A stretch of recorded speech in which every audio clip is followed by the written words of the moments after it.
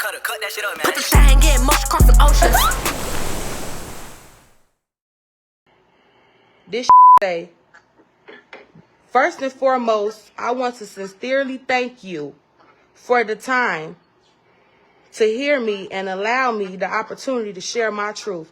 It's been nearly 2 years since the incident that changed my life forever.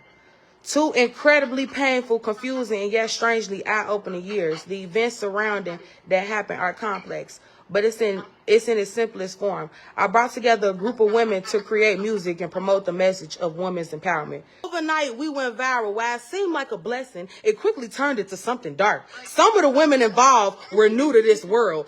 Melanie, who was already signed to a label, began working alongside her label to make it increasingly difficult for the rest of us to flourish, especially those of us who weren't signed. She said I was the only one who spoke about the unfairness and toxicity behind the scenes. But instead of being met with understanding or a conversation, I was met with cruelty.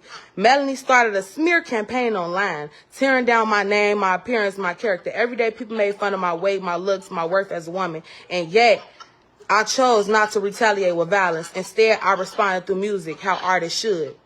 I made a song addressing what I had been through. She said what followed was not music, it was violence. Melanie, along with Diamond and her sister, premeditated an attack. They ambushed me, beat me, and put me through a glass window and left me physically and emotionally scarred. The aftermath was brutal. Videos and images of my bloody face, my gashed body circulated the internet relentlessly. For months, I couldn't look at myself. My mom, grandmom, and aunts taking care of me, changing bandages, and my entire body hurt me. My mom took off work and lost out on money just to take care of me. And for months, I watched my career, my reputation, and my support system fall. She said, in addition to the trauma I endured, I was forced to undergo a more invasion-tended surgery rather than a standard tended replacement because the hospital would not accept my Medicaid. As a result, I wasn't able to receive the care I needed until a entire month after the incident. Even then, my treatment was subpar. My side wound stitches weren't properly removed, and just recently, a few of them surfaced, boiled beneath my skin, and fell out on their own.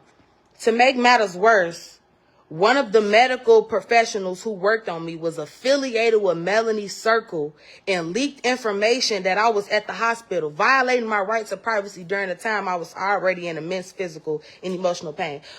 She said when I initially reported the crime, the Calumet City Police Department misled me. I was told to come in to file an official report, but instead I was questioned about whether I wanted to press charges against the nightclub I had been at that night simply because they were targeting the venue for allegedly operating without a liquor license.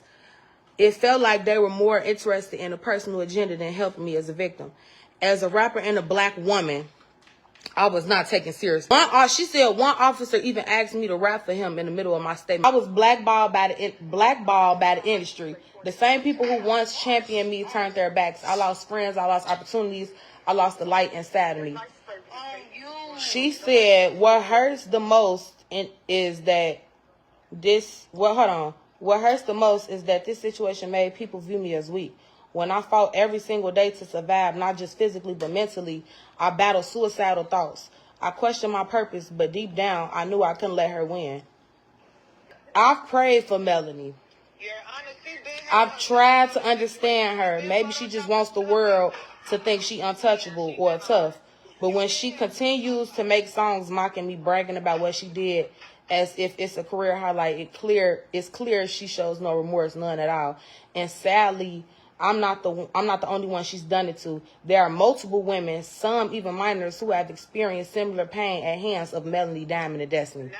Even now, going through the court process, I'm still labeled a snitch by those who value street code over human decency. She wears her house arrest monitor like an ankle bracelet, using it to boost her fame. Meanwhile, my parents still struggle to look at me without pain in their eyes, feeling like they failed to protect their daughter.